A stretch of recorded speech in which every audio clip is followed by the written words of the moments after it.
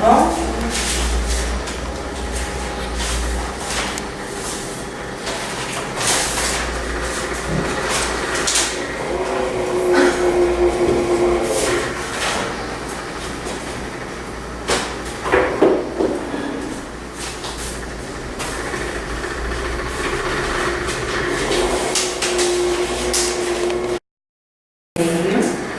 E vou deixar você fazer hoje, mas hoje tem que fazer atividade, porque senão eu não posso ficar aqui dentro só conversando com você, tá bom?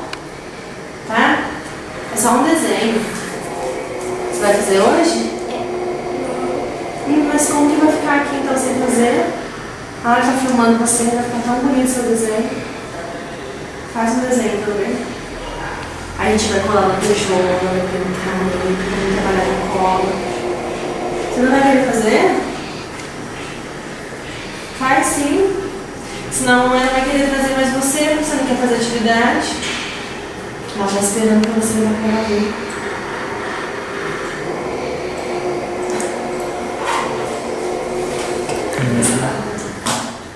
Faz? E aqui? Vamos contar os números então. Você vai falando nem pintar, você não quer?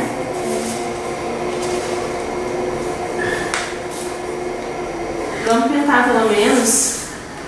Eu ajudo você a contar.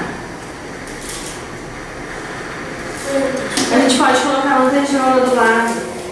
Por exemplo, aqui ó, tem 1, 2, 3, 4, 5 folhinhas. Você pode colocar 5 lantejoulas aqui do lado se você quiser. Vamos fazer assim?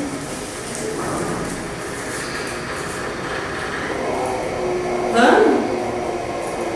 E o caderno? Se eu pegar um caderno, você quer fazer um caderno? Você vai fazer um caderno? Espera aí, então vamos. Esse aqui é o joguinho da memória. A gente vai achar os números iguais. Você trouxe ele pra passear? Não, eu fui levar ele na escola e aí não tinha aula. E aí eu saí correndo, não tinha o que fazer, mas ele já vai embora porque meu sogro veio buscar ele. Vai virando as cartinhas.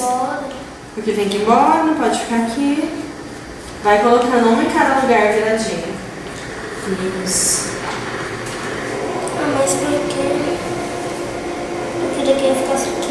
Não pode.